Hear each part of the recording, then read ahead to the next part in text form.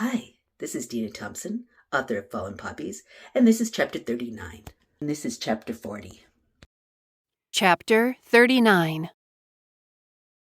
The ugly man leaned out of the window of the car, scowling.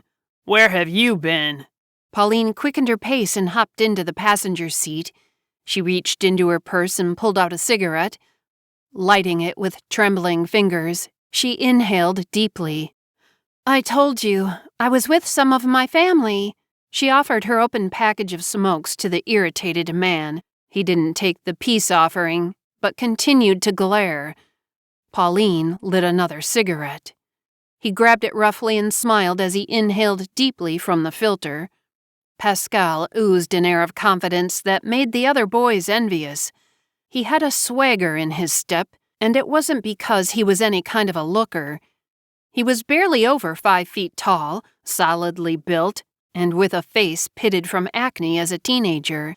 His dark hair was slicked back with Brill cream, his gray eyes slanted sideways like a hawk's, and his long nose drooped down to his sneering lips. But Pascal had one thing going for him: Pauline. For some unfathomable reason, Pauline loved him. She not only loved Pascal, she adored him.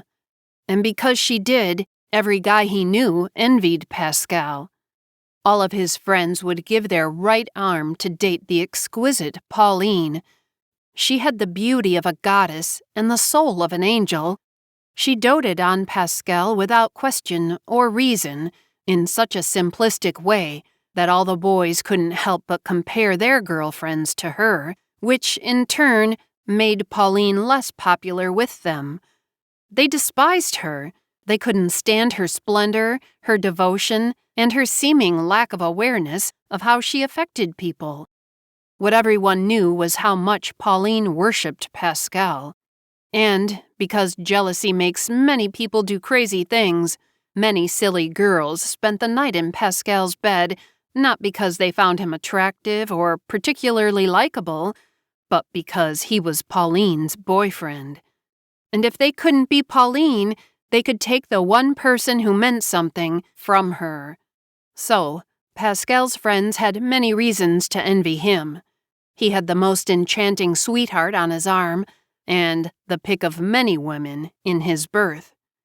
Pauline was totally unaware of all of it. Pascal put the car in gear and drove off at full speed, squealing the tires behind him. Pauline held onto the dashboard, her heart in her mouth. She hated the way Pascal drove, but didn't dare tell him how she felt. She was afraid to anger him, which was quite an easy thing to do. She hated it when people were angry with her, especially when it was Pascal. He drove for some time before Pauline noticed the car pull off onto a road headed toward a cliff. This was a favored place couples were known to make out. She glanced nervously out the window. Anxiously, she chewed on her nails, a bad habit she had whenever she was fearful. It was getting harder and harder to stall Pascal. He was increasingly demanding when it came to being intimate. Pauline didn't know how she was going to delay him much longer. Pascal pulled onto the cliff and turned off the engine. He had picked a secluded area away from any traffic that might happen to come by. Pauline shifted in her seat, fiddling with the hem of her shirt as he leaned in closer. "Come here," he demanded, pulling her close to him. She shivered in Pascal's arms. She could feel his breath on her neck, and she knew what he wanted. He leaned down on her and started to kiss her roughly. She responded with little passion. His hand grabbed her right breast coarsely. As though hit by a bolt of lightning, she pulled sharply away. She lit up another cigarette nervously. "When are we going to get married?" She avoided looking at the 20-year-old man slouched hostilely beside her. "Would you get off my back?" he sneered, pulling Pauline to him once again.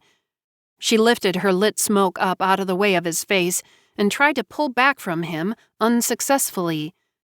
"I don't want to do these things before we are married." She yanked back, unable to break free of Pascal's tight grip. "I want to be your wife first." Pauline trembled. You damn well will. Pascal laughed wickedly as he continued to grope Pauline's breast. But when? You said when I turned 18, we would get married. I'm 18, and we aren't married yet, she said pathetically. She took another drag of her cigarette, hoping it would fend Pascal off. Pauline might have been the girl every guy wanted, but she was the last to know it. Totally unaware of herself, she was a very lonely young woman. Never one to have many friends, Pauline spent most of her time with her sisters. When Joanna had run off with Chad, only Constance was left. It hadn't been long after Joanna left that Constance met and fell in love with George, leaving Pauline alone. Being the youngest daughter of 4 girls, Pauline was the last to get attention from anyone. And since she had never been an overly imaginative child, or considered particularly intelligent, she fell short of consideration, an undemanding offspring lost in the shuffle of ever-requiring siblings. But Pauline did have needs. She wanted and needed to feel love. When Constance married George, Pauline was thrilled when George's younger brother, Pascal, asked her to dance. They spent the evening together, talking and dancing. Pauline had been on cloud 9. Never had anyone paid so much attention to her and only her. Pascal seemed enthralled in her every word, just as she was with him. It didn't take long for Pauline to fall madly in love. All it took was a little attention, and she was a girl who craved attention. It didn't matter how Pascal looked. It only mattered that he had been the first to show interest in her. In the beginning, he had been charming.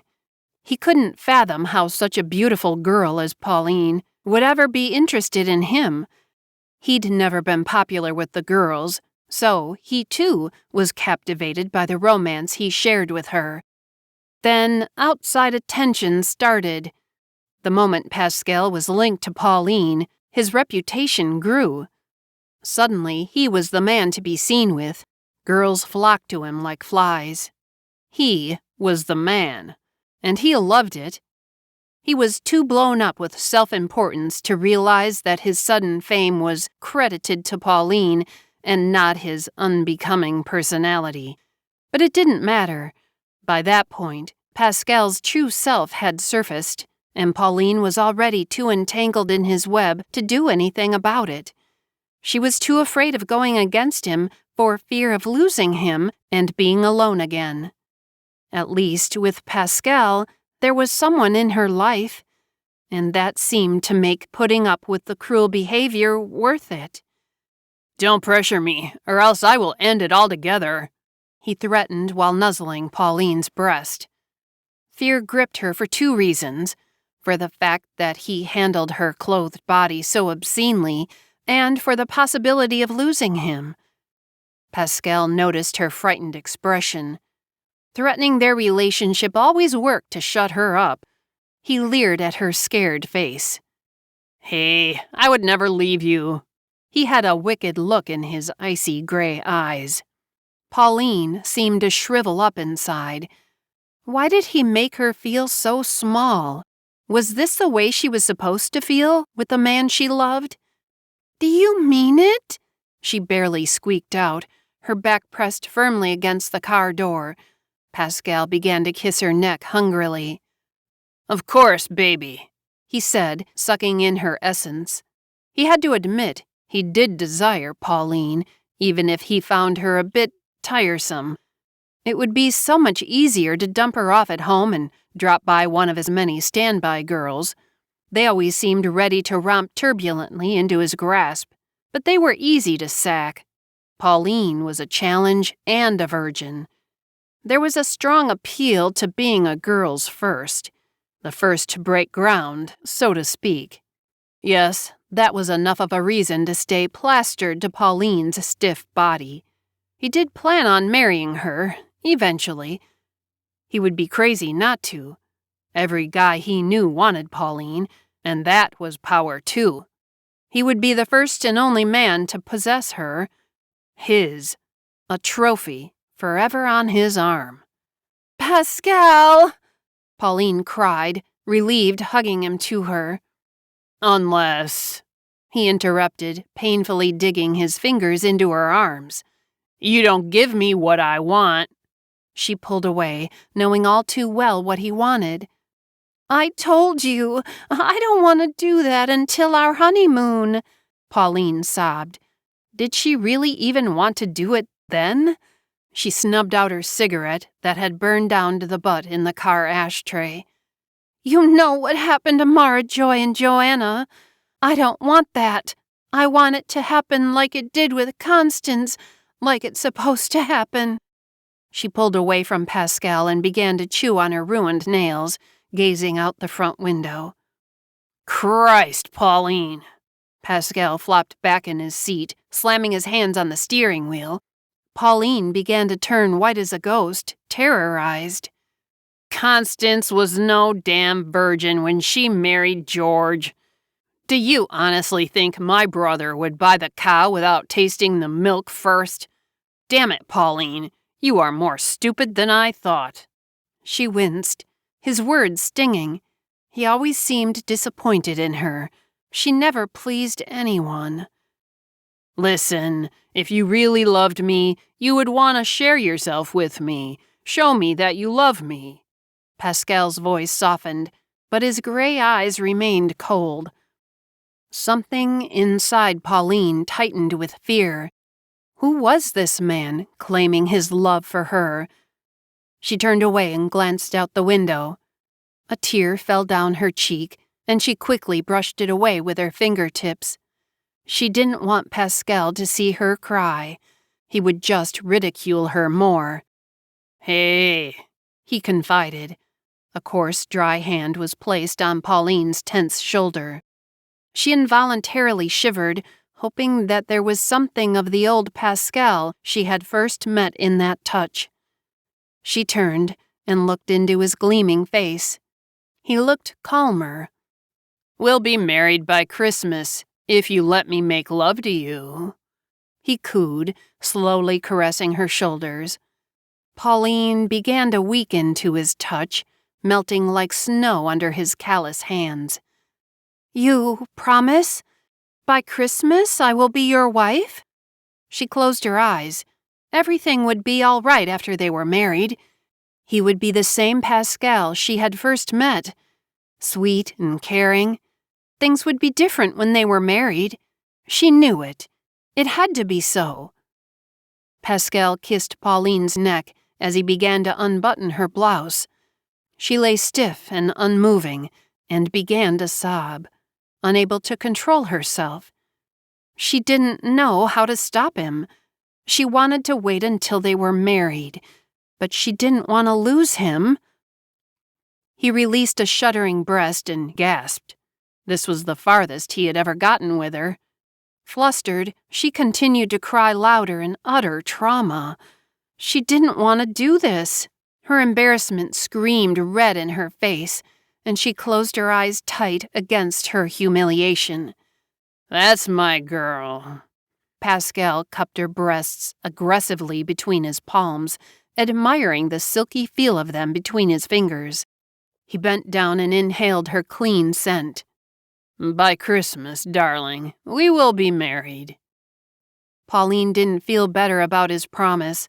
She just felt more scandalized and continued to clamor louder. "Stop your crying. For the love of Jude, you sure know how to ruin a mood." He sat up, his face flushed with excitement. He jumped into the back seat and pulled Pauline roughly back with him. "You're hurting me," she whined, trying to sit up and cover her naked front. Pascal's hands were all over her, quickly undoing her shorts and the rest of her blouse. He grabbed Pauline's wrists and swung her onto her back, pressing her firmly onto the leather seat. Savagely, he began to kiss her face, her shoulders and her bare chest. His one hand held her wrists pinned above her head, while his other hand worked on removing his own clothing. Naked from the waist down, he began to remove Pauline's panties. "Pascal, please, no!" Pauline cried out as he pressed firmly on top of her. She could feel his rigid excitement steadily approaching and couldn't stand it. "Listen, Pauline." Pascal forced himself to speak through clenched teeth as he grabbed her by the bare shoulders, lifting her up to face him. Her head sagged back weakly as she cried out louder. "If you love me, you will do this." He dropped her abruptly and without feeling. She landed with a thump, banging the back of her head violently on the door handle. Pascal chuckled, unable to compose himself. The sight of Pauline's breast jiggling as she landed on the car door was too much for his thrilled mind to contend with. He had to have her, and he had to have her now. "You say you love me, but how do I know it's true?" He breathed lustfully into Pauline's blanched face. "You want me to marry you, but you give me nothing in return. Do you love me, Pauline? Do you? Because I feel you need to show me to make me believe it's true." "Please don't do this, Pascal," she cried, paralyzed to move. Frightened, she felt bruised and defeated, both mentally and physically. "Do you love me?" he demanded again, forcefully pressing his aroused weight on her. "Yes," she wailed, body shaking with emotion. "I do love you." "Then you will do this." He leaned down onto her exposed body, crushing her with all his mass. She bit down hard on her lip, tasting blood, and closed her eyes tight, praying for it to be over quickly. At least they would be married by Christmas. Chapter 40. "Bye, babe." Pascal waved after Pauline as she hopped out of the car and ran up the stairs to her house. "Call you later," he said, humming the wedding song to himself. He smiled and put the car in gear. Pauline didn't stop to respond to him. She couldn't stomach looking at Pascal at the moment. All she wanted to do was run and hide away in her room for the rest of her life. What Pascal had done to her was horrifying. She couldn't stand the thought of it happening again and would never understand how anyone could enjoy what she had just done. She reached the front door and paused with her hand on the doorknob. Taking a deep breath, she straightened out her clothing and adjusted her ponytail. Strands of her golden hair had come loose in disarray around her pallid complexion. She self-consciously stuffed the loose strands back into the bundle of hair secured in the back of her head. She must look normal. Turning the knob of the door hesitantly, she walked into the warm kitchen of her parents' house. The smell of coffee filtered through her nostrils as she looked around the large room in disbelief. Sitting at the table with her parents were Chad and Joanna. They were plainly in a deep discussion, looking as though they always sat together and had coffee, as if the last 7 years had never happened and Joanna had never run away and been abandoned by her family. "Close your mouth, Pauline, before you catch some flies," Joanna chuckled, lifting her mug to her rosy lips. I don't understand," Pauline said, mystified. She didn't move a muscle. What was going to happen next on this crazy day? Would Mara Joy and Alan Michael show up and ask to play cards with them all? "Sit down, Pauline. You look terrible." Jo Beth stood up and pulled out a chair for her daughter. She went to the counter and poured a cup of coffee. Placing it down in front of the colorless girl, she sat back down in her own chair and looked at the astounded creature sternly. "What on earth has happened to you?" she asked, the palm of her hand holding up her chin. She looked across at her daughter, concerned. "Nothing." Pauline lowered her eyes and began to sip her hot beverage. "You look a fright," Jo Beth continued, eyeing her child suspiciously. Pauline turned to Joanna and smiled warmly, trying to avoid her mother's intense scrutiny. Something had transpired between mother and daughter, and she wanted to wash away the memory of Pascal on top of her and focus on the matter at hand. Besides, If her mother interrogated her further, Pauline was afraid she would break down and expose the horrible truth about what had happened that evening. "What is going on here?" she asked, forcing a surprised smile. "Ma and I have made up." Joanna placed a steady hand over Pauline's cool, trembling one. Unconsciously, Pauline pulled away, not wanting anyone to touch her. Joanna paused, slightly put off by Pauline's behavior, but when she looked into her young sister's eyes, she could see how happy she was for Joanna, and something else she couldn't read. "That is the most wonderful news I could hope to hear," Pauline said in all honesty. She looked at Alan, who sat beaming across the table from her. Yes, it is. It really is, he said, shaking his head in disbelief. Your mother and sister are back on the right track with each other. "I'm so glad," Pauline said, standing up painfully. The full impact of what had happened earlier was starting to course miserably through her. She just wanted to have a hot bath and curl up in bed, alone. "But if you don't mind," she looked around at the people staring at her, avoiding Jo Beth's eyes. "I think I'll head off to bed. I don't seem to be feeling all that great." "What is it, dear?" Alan asked, about to stand up. Pauline raised her hand to stop him. "It's nothing, Dad. I'm just a little under the weather.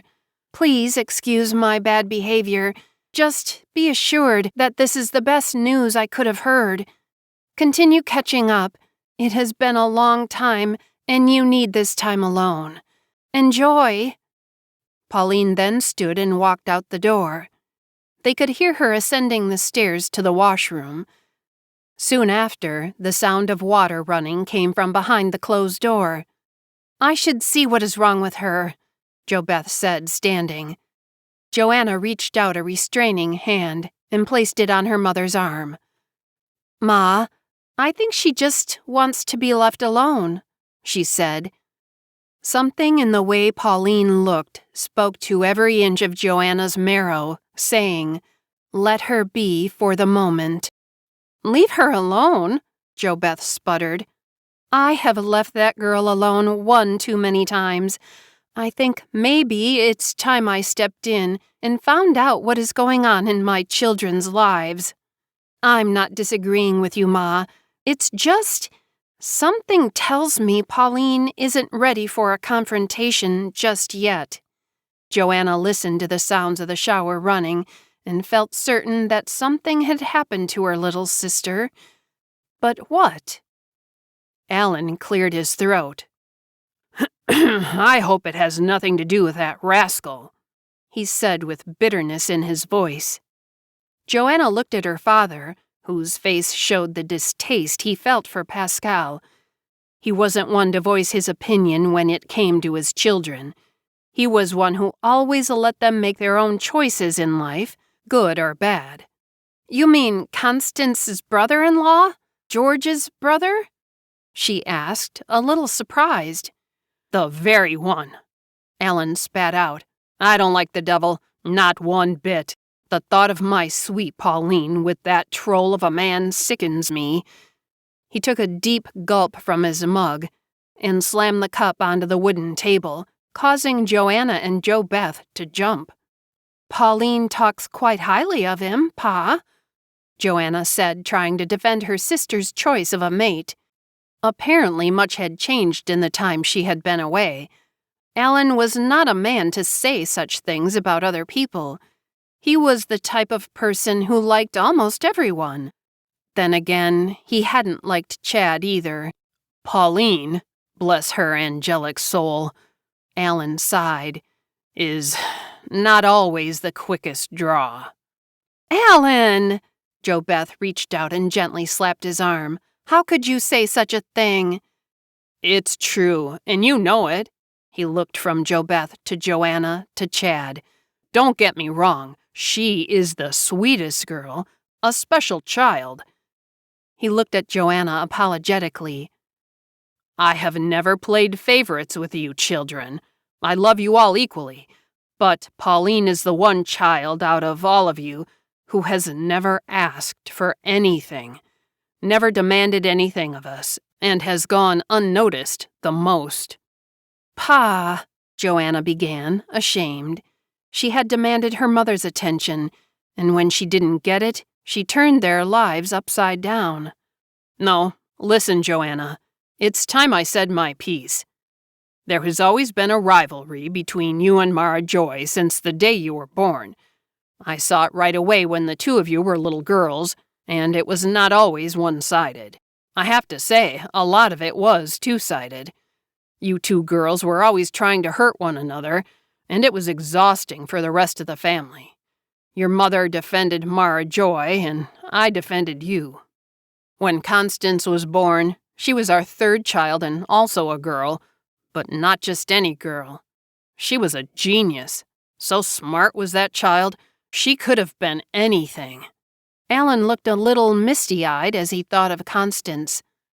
"She is something, Alan," JoBeth said.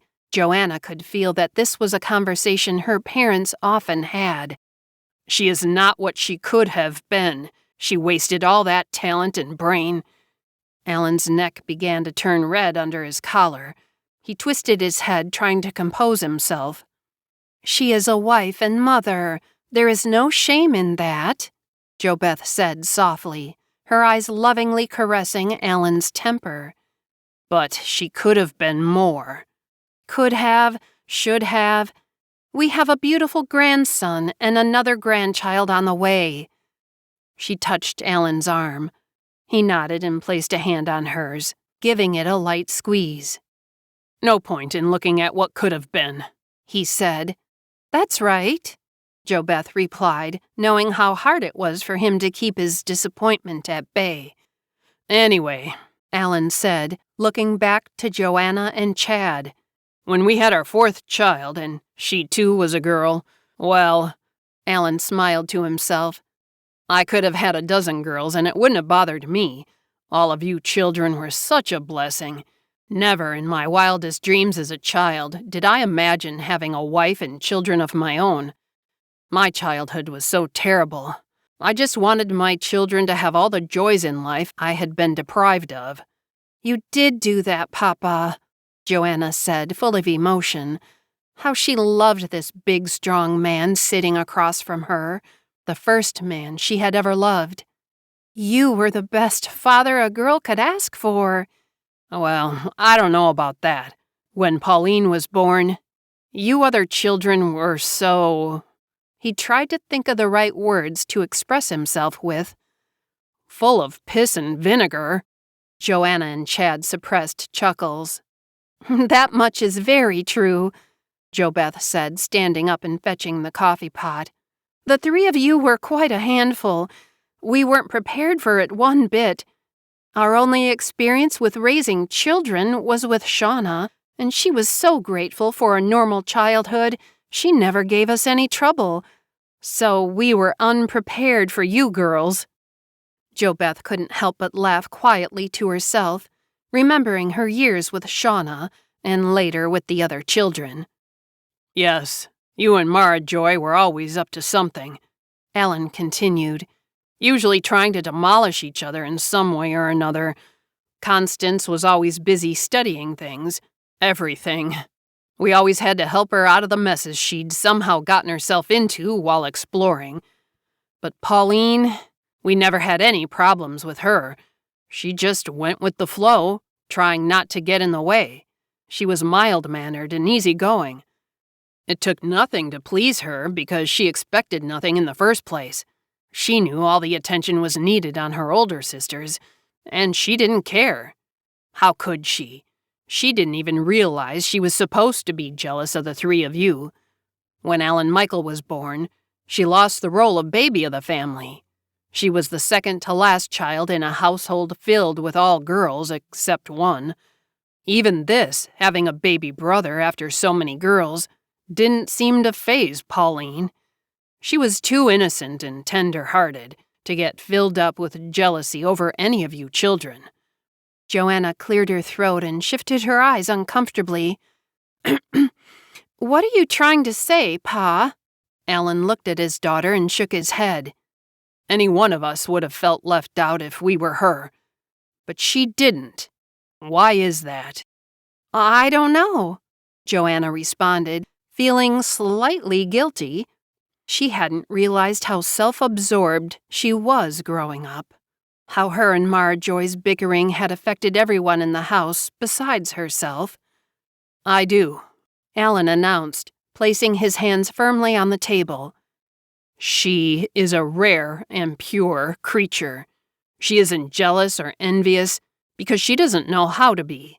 She only knows how to love, and love she does, openly and honestly.